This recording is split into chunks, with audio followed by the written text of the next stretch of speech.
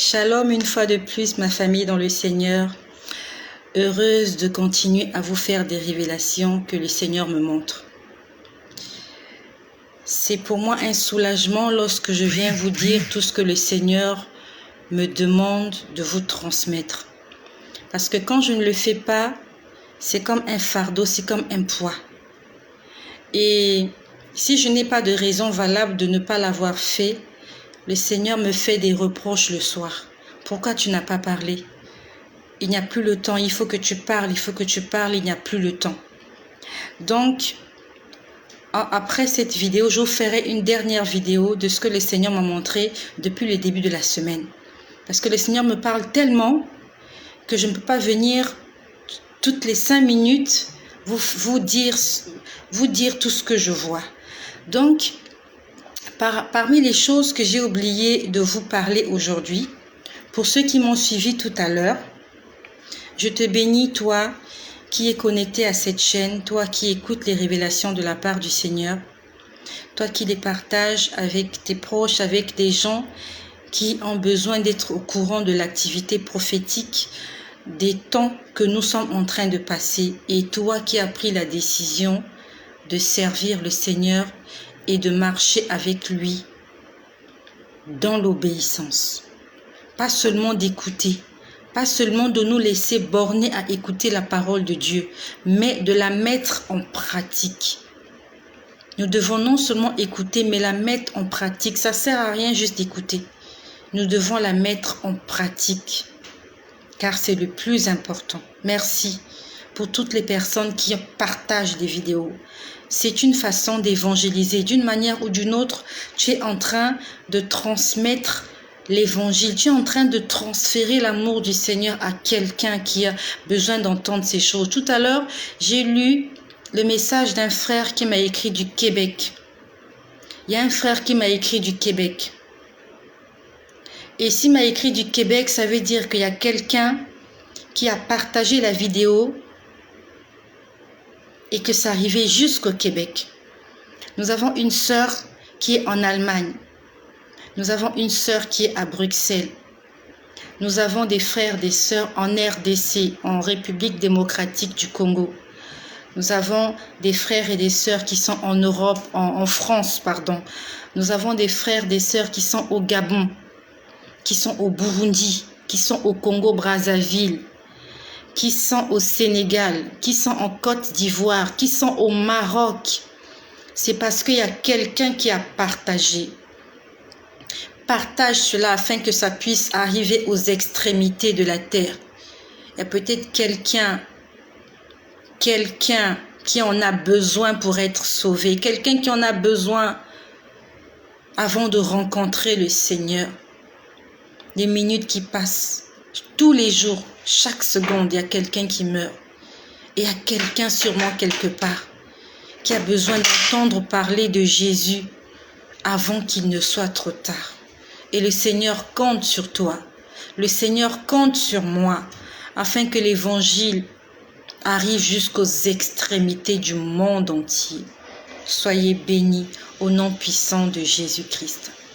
Donc pour ceux qui m'ont suivi tout à l'heure, lorsque j'étais en train de vous expliquer comment le Seigneur, pour tout à l'heure, oui, comment le Seigneur m'a montré au départ, quand je priais pour mon frère, je priais pour mon frère Marcy. Et le Seigneur, au lieu de me parler de mon frère Marcy, il a commencé à me montrer autre chose. Il m'a montré des bananes qu'on était en train de frire. Après, il m'a montré le trône, un trône très mal fait. Et après, il m'a montré un nouveau-né.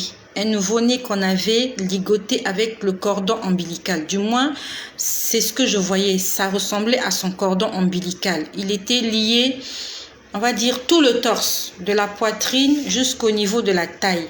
On l'avait lié. Et j'avais oublié de vous dire une chose. C'est après, quand j'ai coupé la vidéo, que le Seigneur me l'a rappelé. Parce qu'en fait, je ne l'avais pas écrit. Je l'avais juste retenu. Donc, avant que le Seigneur ne me dise comment on devait prier, quand il a dit, vous devez prier en disant Notre Père. Donc, quand j'ai vu l'enfant, C'est juste pour des éclaircissements. Quand j'ai vu l'enfant lié avec le cordon ombilical et que par la foi j'ai coupé le cordon et que l'enfant ne se réveillait toujours pas, j'étais, par la foi, ça se passait vraiment en esprit, j'étais en train de lui faire un massage cardiaque. En fait, je me suis même retrouvée devant une cuvette, une bassine d'eau. J'ai mis l'enfant dans la bassine. Ça s'est passé en esprit, dans la foi. J'étais en train, je me suis dit, le contact avec l'eau va le faire réagir. J'étais en train de lui faire de massage cardiaque au niveau de la poitrine, mais l'enfant ne se réveillait pas. J'ai demandé au Seigneur, pourquoi? J'ai demandé au Seigneur, qu'est-ce qui se passe? Qu'est-ce qui se passe? Qu'est-ce qui se passe? À ce moment-là, j'ai entendu anti-venin. J'ai entendu anti-venin. Quand j'ai entendu anti-venin, c'est à ce moment-là que j'ai posé la question au Seigneur de savoir, Seigneur, comment il faut prier? Parce que j'étais en train d'essayer de réveiller l'enfant. L'enfant ne se réveillait pas. En fait, le nouveau-né était déjà mort. Donc, malgré mon massage cardiaque, malgré ma prière d'intercession, et il ne s'agit pas d'un nouveau-né. Il s'agit des gens que nous sommes. Nous sommes les enfants du Seigneur. Nous avons du prix pour Dieu. C'est comme un nouveau-né a du prix pour sa mère. Sa mère doit en prendre soin. Et un nouveau-né ne peut rien sans sa maman. Si vous laissez un nouveau-né seul, même dans une maison qui est bourrée de nourriture, l'enfant va mourir parce qu'il a besoin de ses parents. Il a besoin de quelqu'un pour s'occuper de lui. C'est comme toi et moi. Nous avons besoin du Seigneur pour vivre sur cette terre. Même si nous sommes entourés des biens matériels, nous sommes entourés de tout ce qu'il y a sur la terre. Si nous ne sommes pas assistés par le Seigneur qui est notre parent par excellence, nous allons mourir. Donc nous avons besoin que le Seigneur s'occupe de nous.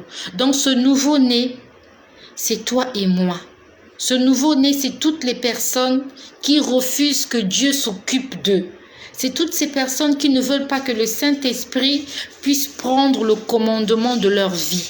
Parce que le Seigneur, après, il a dit, voilà comment vous devez prier. Notre Père qui est aux cieux, que ton nom soit sanctifié, que ton règne vienne. Et je vous ai expliqué, le règne de Dieu, en fait, c'est le fait que Dieu vienne commander ta vie. C'est la domination de Dieu dans ta vie. C'est le fait que Dieu prenne le contrôle. Donc, quand Dieu n'a pas pris le contrôle de ta vie, quand Dieu n'est pas au contrôle de ta vie, tu es comme ce nouveau-né. Tu vas mourir spirituellement. Et après, ça sera une mort physique. Donc, le nouveau-né ne mourrait pas. Je demandais au Seigneur, qu'est-ce qui se passe? Pourquoi l'enfant ne se réveille pas? J'ai entendu anti-venin. Anti-venin. Et c'est après, quand j'ai entendu anti-venin, j'ai demandé au Seigneur comment nous devons prier.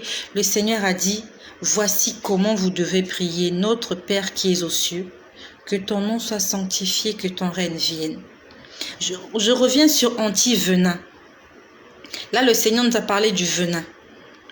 Pour ceux qui sont connectés, si vous vous rappelez, il y a quelque temps de cela, c'est le jour où je vous parlais que le Seigneur m'a montré qu'il va avoir des sacrifices humains dans les écoles, des sacrifices d'élèves.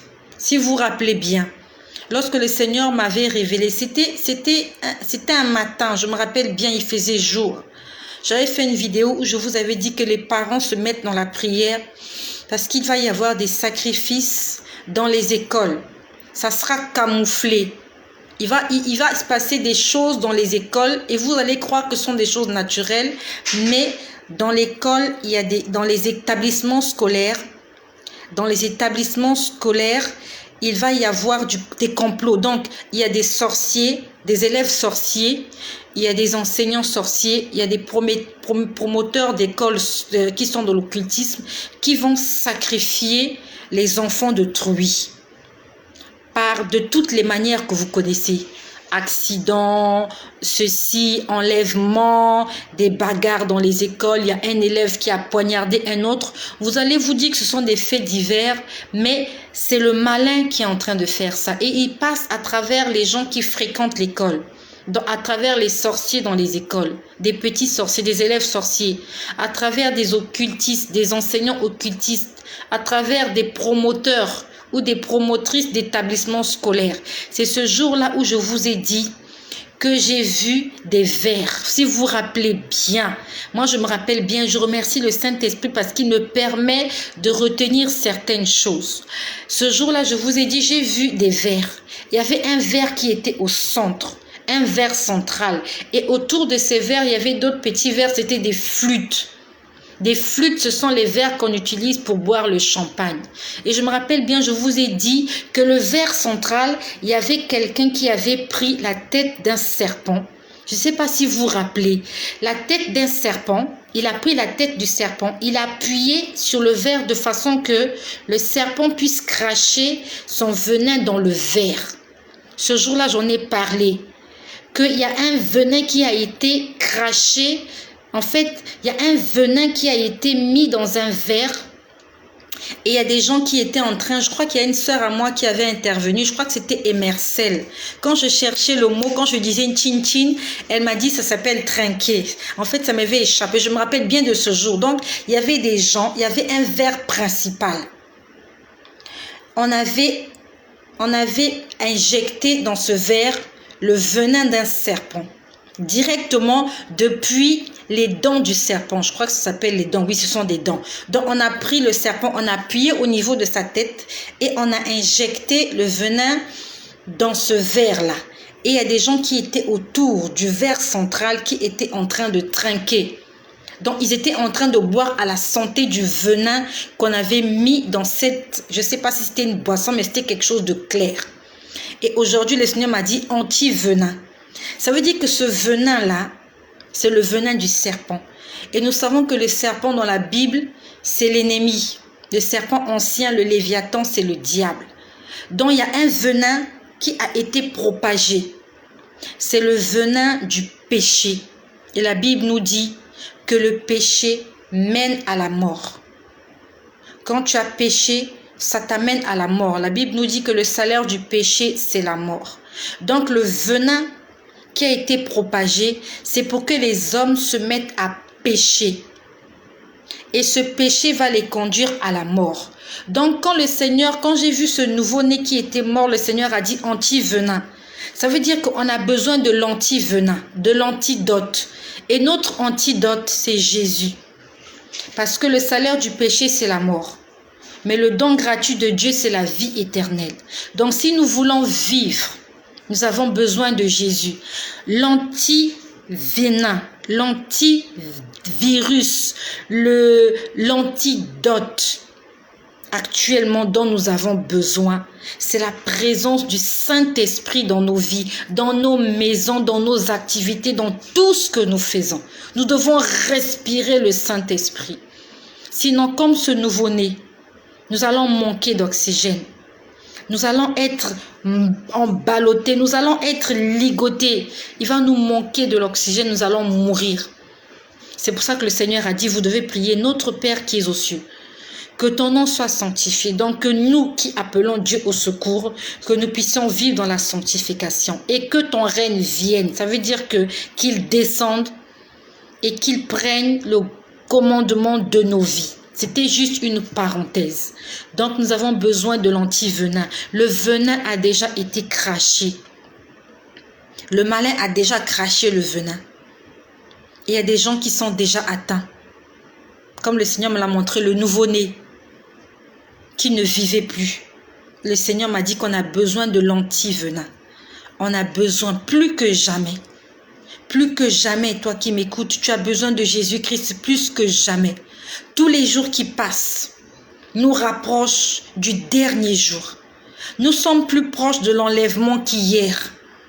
Hier, nous étions le 24 mars. Aujourd'hui, nous sommes le 25 mars. Nous sommes plus proches de l'enlèvement que lorsque nous avons cru en Jésus.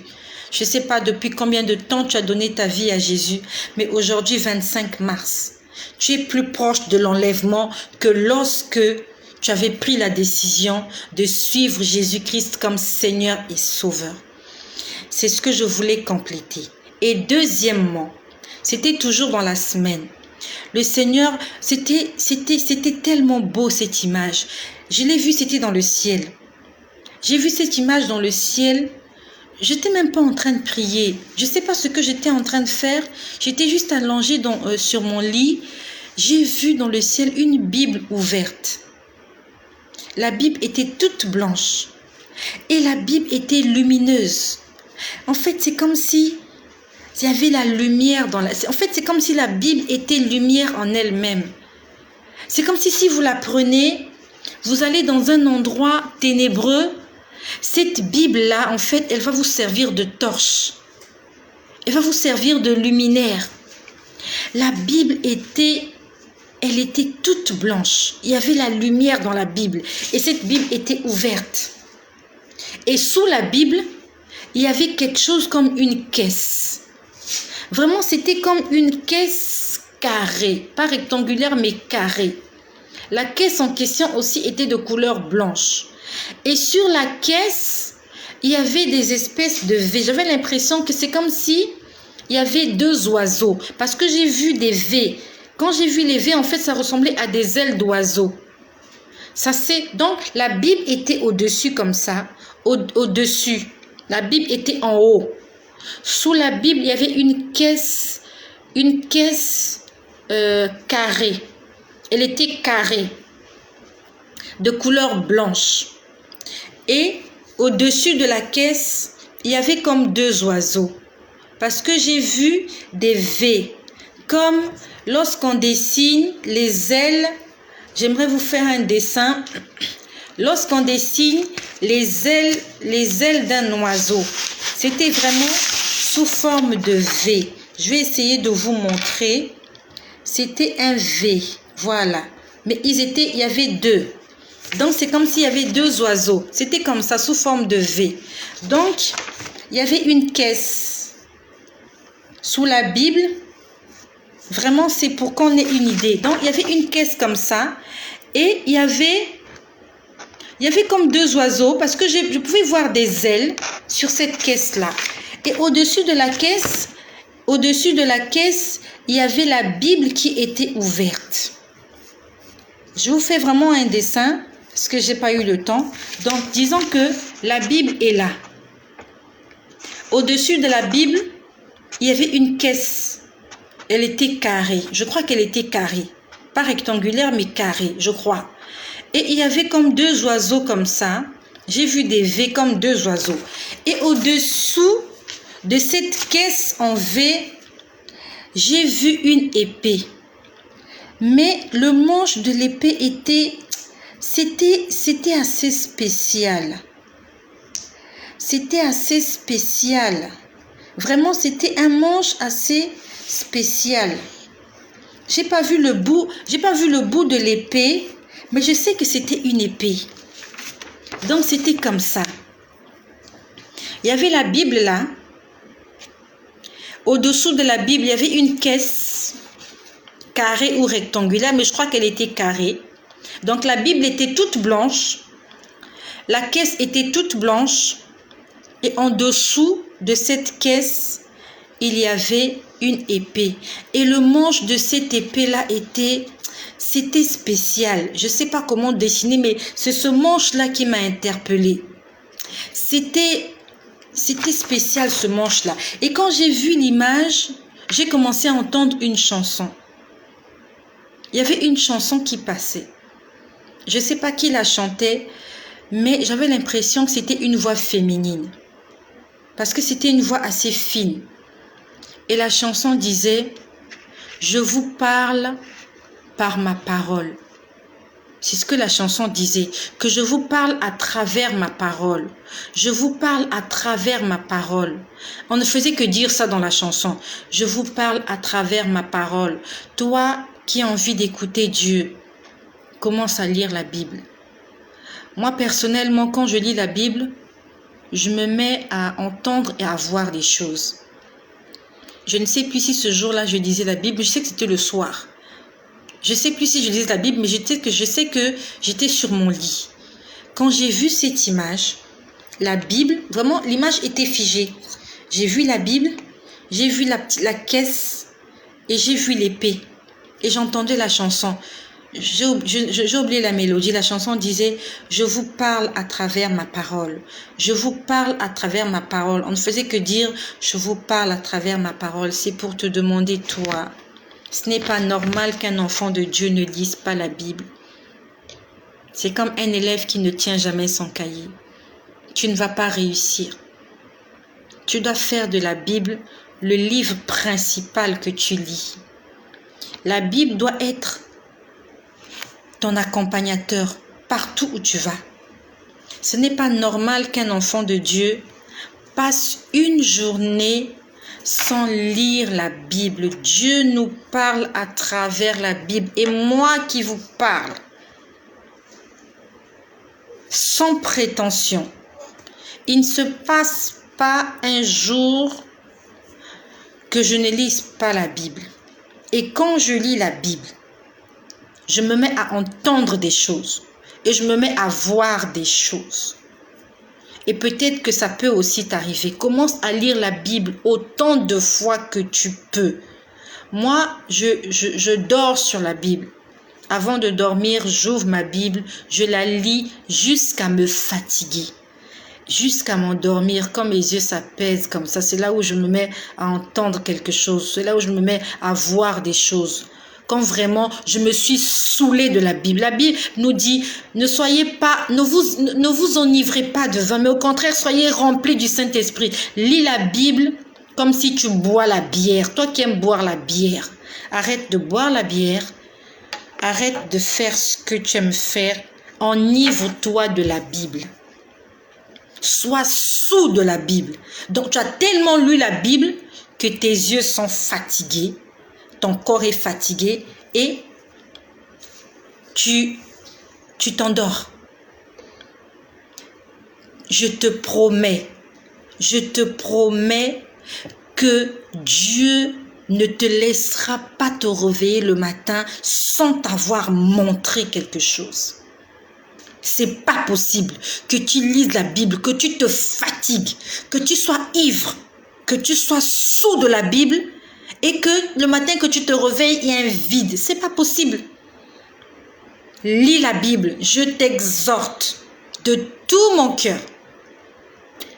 C'est un cadeau que je vous donne. C'est comme ça que le Seigneur m'a appris. Quand il est venu dans ma vie, il m'enseignait. Lis ta Bible, mon frère. Lis ta Bible, ma soeur. Ne le pose pas seulement au chevet du lit. Et tu crois que quand les démons viendront, quand ils vont voir la Bible, ils vont fuir. C'est faux. Puisque même dans les maisons des marabouts, il y a des Bibles. Dans les maisons des féticheurs, il y a des Bibles. Dans les maisons des sorciers, il y a des Bibles. Il y a des sorcières qui prennent leur Bible, qui vont à l'église tous les dimanches. Le diable n'a pas peur de la Bible. Mais il a peur de celui qui met en application ce qui est écrit dans la Bible. Si tu lis la Bible, le diable n'aura pas pitié, il n'aura pas peur de toi. Mais si tu te mets à mettre en application, si tu te mets à obéir à ce qui est écrit dans la Bible, tu verras. Je te laisse tenter l'expérience. Toi qui as envie d'entendre la voix de Dieu, peut-être que tu ne l'as jamais entendue. Commence à lire ta Bible.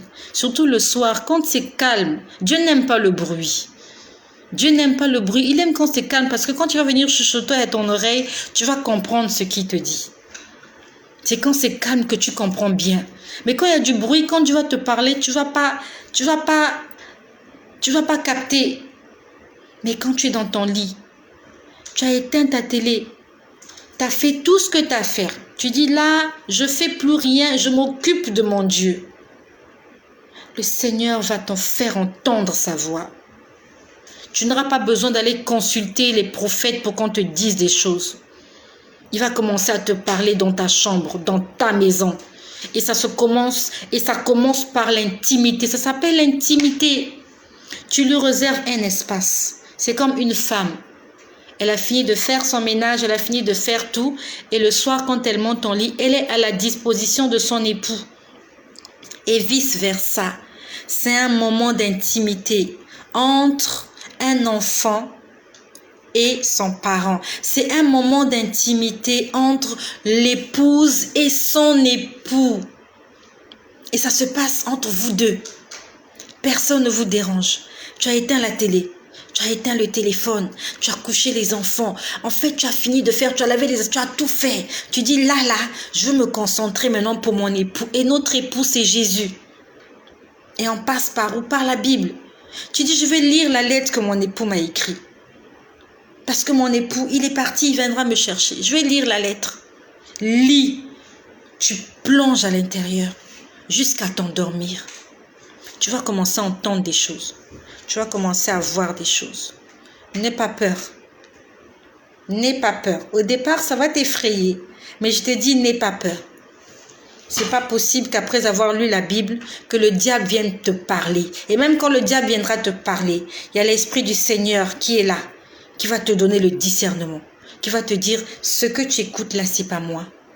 Mais il faut que tu sois connecté à ce Dieu-là. Quand tu es connecté avec lui, tu peux reconnaître la voix de ton ennemi. Et quand je vous parle de ces choses, je sais de quoi je parle. Je vous parle de ma vie. Parce que souvent, j'entends l'ennemi parler aussi. Il n'y a pas que le Saint-Esprit que j'entends parler. L'ennemi aussi parle. Et si tu n'as pas le discernement, tu vas écouter, tu vas croire que c'est Dieu qui te parle et tu vas aller mettre en application le lendemain. Tu as fait faux. C'est pour ça que le Seigneur nous a enseigné tout le mois de décembre. Demandons le discernement. Satan parle. Lucifer parle. Les démons parlent. Les sorciers parlent. Souvent, je les écoute. Pas tous les jours, mais souvent. Souvent, je les écoute. Et je sais que ça, ce sont les sorciers. Je sais que ça, c'est le démon qui parle. Je sais que là, c'est le diable qui parle. Et je crois que c'était avant-hier. Le jour où je vous ai parlé, le jour où j'ai eu l'expérience, ouais, c'était ce jour-là, c'était mardi. Nous sommes aujourd'hui jeudi. Le jour où j'ai eu l'expérience, quand je vous ai dit, quand je voulais parler des chantres, je reviendrai. Pour ceux-là qui voulaient écouter ce que je voulais dire sur les chantres, je reviendrai. J'ai tellement de choses à vous dire. Le jour où le Seigneur, c'était dans la nuit, non, c'était le 22 ou c'était le 22. C'était le 22. Quand pendant ma pause déjeuner, pendant que je priais pour une sœur, je crois, je vous ai dit que le Seigneur est venu me ravir en esprit.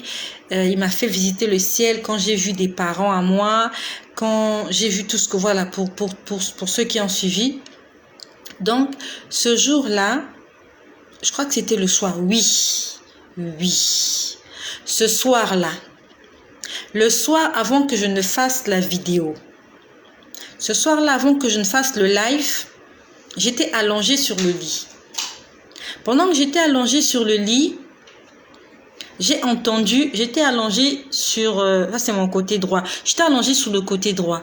Et c'est comme s'il y avait quelqu'un, au niveau de ma tête, j'ai entendu le diable. Ça va te faire peur. J'ai entendu le diable. Le diable. Il est venu, il dit le diable. Il ne se gêne pas. J'ai entendu le diable. Quand j'ai entendu ça, je me suis dit, il est encore là. Et j'ai senti quelque chose derrière moi. Vous savez, par exemple, quand vous êtes allongé de dos et que quelqu'un vient s'allonger derrière vous, mais tout doucement, sans vouloir vous déranger, j'ai senti un bruit derrière moi. Je me suis retournée, je n'ai rien vu. Je n'étais pas couchée, je ne dormais pas, j'étais juste allongée sur le côté droit. Puis après, en esprit, je pouvais voir que derrière moi, il y avait un être. Il avait la taille d'un homme adulte. Il avait la forme d'un loup. D'un loup d'une taille adulte. Un loup avec la taille d'un homme adulte. Un loup. Quand je parle d'un loup, c'est comme dans les films des loups-garous. Si vous avez suivi les films des loups-garous. Mais je pouvais le voir en esprit. Et c'est le Seigneur qui me permet de voir ces choses en esprit. Lorsque j'ai vu ce loup-garou derrière moi, je n'ai pas paniqué. Parce que je sais en qui j'ai cru. Ce loup-garou s'est approché de moi. Il essayait de me caresser. Comme un homme qui essaye d'attirer sa femme. Il était derrière moi, il essayait de me caresser. Je suis restée tranquille. Je suis restée tranquille, je n'ai pas bougé. C'est comme si j'ai des yeux derrière. Je ne sais pas comment je peux expliquer ça, mais mes yeux physiques regardaient dans ce sens, mais mes yeux spirituels pouvaient voir ce qui se passait derrière. Il était derrière moi. Il a pris sa main gauche. Il était en train d'essayer de me caresser. Je suis restée tranquille. Je me suis dit, mais pourquoi le Seigneur le laisse me faire ça? C'est la question que je me suis posée. Je me suis dit, Seigneur, pourquoi tu le laisses me faire ça? Avant que je ne le voie, que je le sente, j'ai entendu le diable. Je suis restée tranquille. J'ai senti quelque chose derrière moi. Je me suis retournée, je n'ai rien vu. Puis avec mes yeux spirituels, je l'ai vu avec sa main. Lui aussi, il était allongé sur le côté droit. Donc avec sa main gauche, il était en train d'essayer. Vous voyez, quand un homme vous fait la cour, c'est comme s'il veut vous prendre au sentiment. Je me suis dit, Seigneur, j'étais allongée, les yeux ouverts. J'ai dit, Seigneur, pourquoi tu le laisses me faire ça? Et on va dire en diagonale de moi, j'ai vu qu'il y avait une présence qui était là. Il y avait quelqu'un qui était là, qui prenait soin de moi. Et la personne avait les bras croisés, en train de regarder la scène. Le diable ne voyait pas l'ange qui était là. Il croyait que j'étais seule. Et il croyait qu'il pouvait tout faire. Quand j'ai vu l'ange, j'étais rassurée. Il me tenait. Je dis, il peut me tenir, mais il ne me fera pas de mal.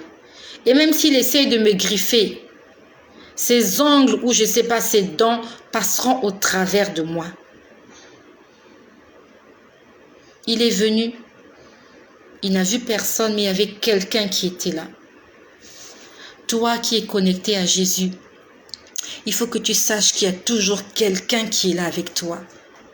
Le Seigneur prend soin de toi et ne permettra pas qu'un seul de tes cheveux puisse tomber. Il ne permettra pas. Notre Dieu, il est fidèle et il est bon. Si je n'avais pas la protection du Seigneur, je ne sais pas qu'est-ce qu'il m'aurait fait. Vous êtes sûr que le diable, il vient pour amadouer les gens? Et il vient d'abord se présenter. Il vient se présenter. Il me dit, le diable, je sais pas s'il se rendait compte que j'étais en train de l'écouter. Je sais pas, parce que je suis restée tranquille. Et dès que j'ai vu l'ange, je me suis levée. J'ai allumé la lumière. Je me suis habillée. Je suis venue faire la vidéo. Là où je vous expliquais comment le Seigneur m'avait ravi en esprit ce jour-là. Satan n'est pas ton ami. Qui que tu sois, quoi qu'il t'ait donné, tout ce qu'il va te donner va te tuer. Satan n'en a rien à foutre de ton âme. Il n'en a rien à foutre de ton bonheur. Tout ce qu'il va te donner va te tuer, va te tromper.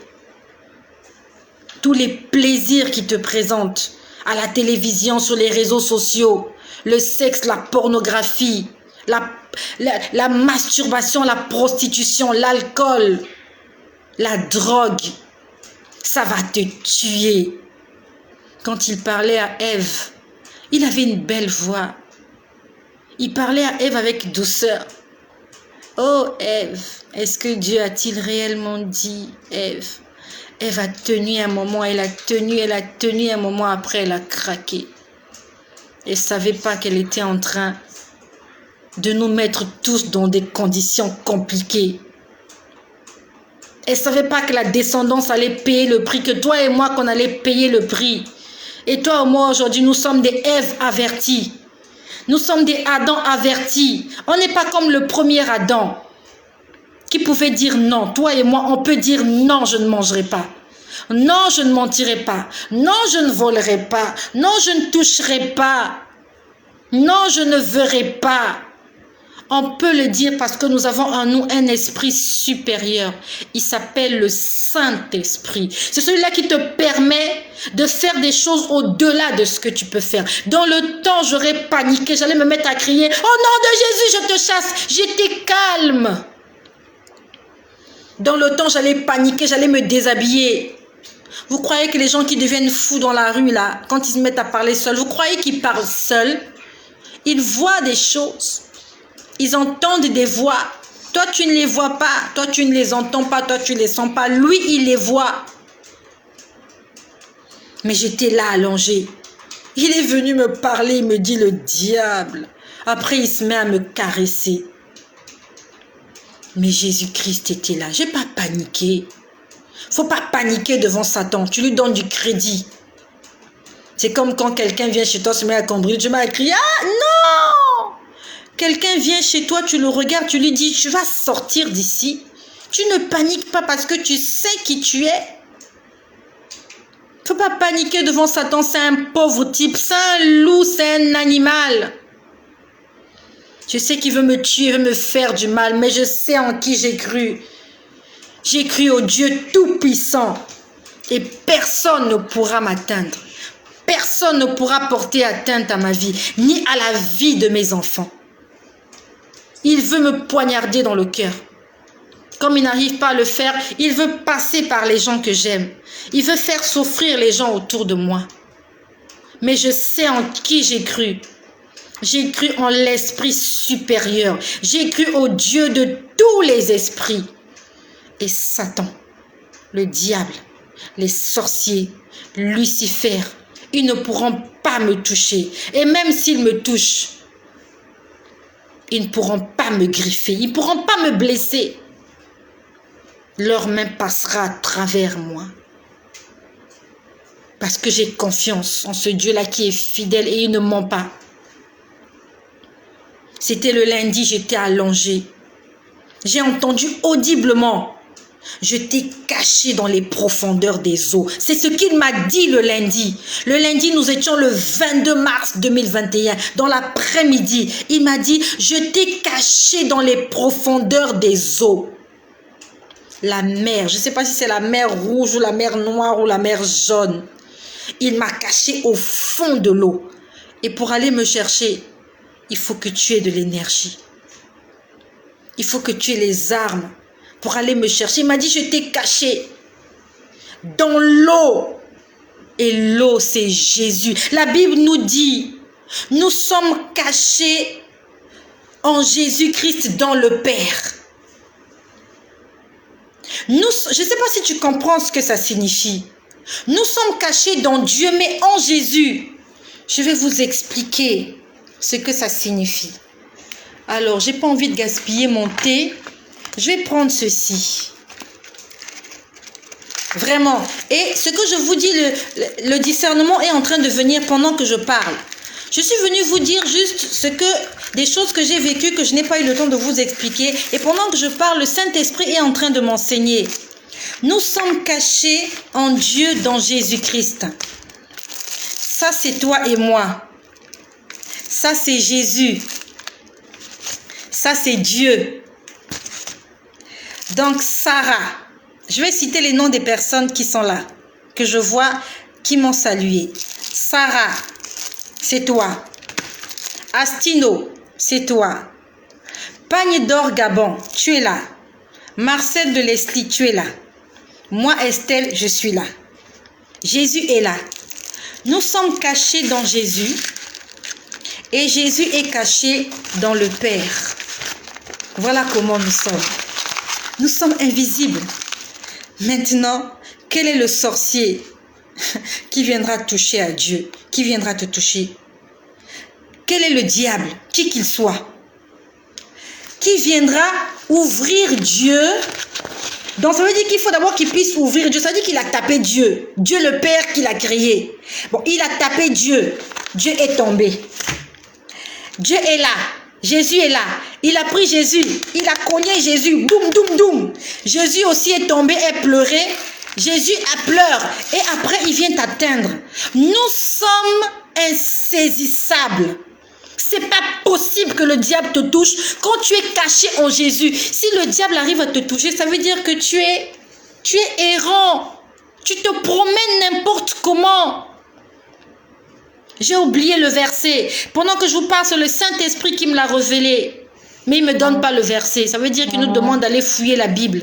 Nous sommes cachés dans Dieu en Jésus. Donc nous sommes cachés dans Jésus. Donc quand ils viennent, ils voient d'abord Jésus. Et Jésus est caché dans Dieu. Nous sommes invisibles devant les yeux de l'ennemi. Il croyait me toucher. Je ne sais pas qu'est-ce qu'il a senti dans ses bras. Mais moi, j'ai rien senti. Je voyais juste sa main. Oh, ce n'est même pas une main. Ce sont des pattes. Il faisait comme ça. Accroche-toi à ce Dieu-là. Accroche-toi à Jésus. L'Éternel est bon. Ah, c'est dans Colossiens. L'Éternel est bon. Donne-moi ma Bible. On va lire Colossiens. Il y a une sœur qui m'a écrit là. Elle me dit que c'est dans Colossiens. Donne-moi ma Bible là-bas. Donne ma Bible. Elle me dit Colossiens 3:3. L'Éternel est bon. N'aie pas peur des sorciers. Il est bon pour moi. N'aie pas peur du diable. L'Éternel est bon. Il est trop bon malgré nos péchés. L'Éternel est bon. Malgré notre désobéissance, nous sommes cachés en Dieu dans Jésus-Christ. L'Éternel. N'aie pas peur des sorciers. Le sorcier là, il est petit. Si son père, le diable, n'arrive pas à te toucher, c'est pas le sorcier qui va te toucher. Nous allons le lire dans, elle a dit Colossiens. On va aller dans Colossiens. Nous allons dans Colossiens. Nous allons dans Colossiens 3:3. Vraiment, c'est le Saint-Esprit qui me guide. J'étais venu juste vous dire, j'étais venu vous dire ce que le Seigneur m'a montré et que je ne vous ai pas transmis. Elle me dit Colossiens 3:3. On va lire Colossiens 3, verset 3. Car vous êtes morts et votre vie est cachée avec Christ en Dieu. Car vous êtes morts. Ça veut dire quand le diable vient, il ne sent plus l'odeur de la chair humaine. En fait, l'odeur de la mort le repousse même parce que quand vous êtes en face d'un cadavre, vous ne pouvez pas résister. Donc la Bible nous dit dans Colossiens 3:3, car vous êtes morts et votre vie, donc ta vie, donc tu es mort, tu es d'abord mort. Et le Seigneur t'a ressuscité. Et cette nouvelle vie-là, cette nouvelle identité qu'il t'a donnée, cette nouvelle personne que tu es, est cachée avec Christ en Dieu. Dans Dieu, en Dieu, ça veut dire à l'intérieur de Dieu. Et vous croyez que j'aurais peur de Satan? Cette nuit, le Seigneur m'a montré comment il a envie de renverser ma famille. Je me suis levée le matin, j'ai dit, il a menti. J'ai dit, Seigneur, cette mission n'est pas la mienne. Elle est ta mission. Et si tu m'as demandé de le faire, ça veut dire que tu m'accompagnes partout où je vais. Parce que si tu le laisses m'atteindre, est-ce que je pourrais arriver au terme de cette mission que tu m'as donnée, de cette lourde responsabilité? J'ai besoin de toi, Seigneur. J'ai besoin de lui. Je ne suis rien sans lui. Sans lui, je suis à la merci du diable, des sorciers. Je suis à la merci de tout le monde. S'il m'abandonne, confie-toi en l'Éternel. Confie-toi en Jésus, il est bon. L'Éternel est bon. Oh, j'aime cette chanson. L'Éternel est bon. Malgré les bêtises que j'ai faites il y a de cela quelques années. Le Seigneur envoie un ange veiller sur moi. Il faut que tu saches qu'il y a un ange qui veille sur toi. Même si tu as fait des cauchemars, si tu es sûr que ta vie est cachée avec Christ en Dieu, n'aie pas peur. Le Seigneur l'avait aveuglé. Il croyait que j'étais seule. Il est entré chez moi, il croyait que j'étais seule. Le diable, le Seigneur peut aveugler le diable. Il peut entrer dans ta maison, mais il ne te touchera pas. Comme il est écrit dans Jérémie, au chapitre 1, 19. Ils te feront la guerre. Ça veut dire que tu peux entendre sa voix. Tu peux même le sentir, mais il ne te fera pas de mal. Le diable ne peut pas te toucher. Et même quand il te touche, ça va passer comme une caresse. Pendant qu'il est en train de te griffer, toi tu vas croire qu'il est en train de te chatouiller. Accrochons-nous à Jésus-Christ. Ce que j'ai à vous dire est encore long. Je ne sais pas si je vais terminer ça. Il est 23h58. Je ne sais pas si je vais terminer. Parce que j'ai encore des choses à vous dire. Le Seigneur m'a parlé de quelque chose de très important. De très important qui est en train de se réaliser. De très important. De l'Apocalypse qui est en train de se réaliser. Je ne sais pas si je viendrai vers vous tout à l'heure. Mais je dois le faire. Sinon, cette nuit encore, s'il parle, et demain encore, s'il parle, je ne pourrai pas m'en sortir. Donc, je vais arrêter cette vidéo maintenant. Je vais revenir vers vous tout à l'heure pour continuer à vous dire ce que le Seigneur m'a montré tout au long de la semaine que je n'ai pas eu le temps de vous dire. Soyez bénis chez vous. Pour toi, peut-être qui va bientôt te coucher, aie confiance. Confie ta nuit entre les mains du Seigneur, car tu es caché, et l'enfant a appris ça, tu es caché, ta vie, ton ancienne vie est morte, mais toi, tu es caché en Christ, dans Dieu. Et celui qui veut te toucher, il doit d'abord ouvrir Dieu, il va trouver Jésus, il va ouvrir le ventre de Jésus, avant de t'atteindre. Soyez bénis chez vous et que la gloire et que l'honneur, la puissance reviennent à notre Seigneur, à notre Sauveur, à notre Dieu, à notre guide, à notre Père, à notre Consolateur, Jésus-Christ, le Fils de Dieu, le Père éternel, le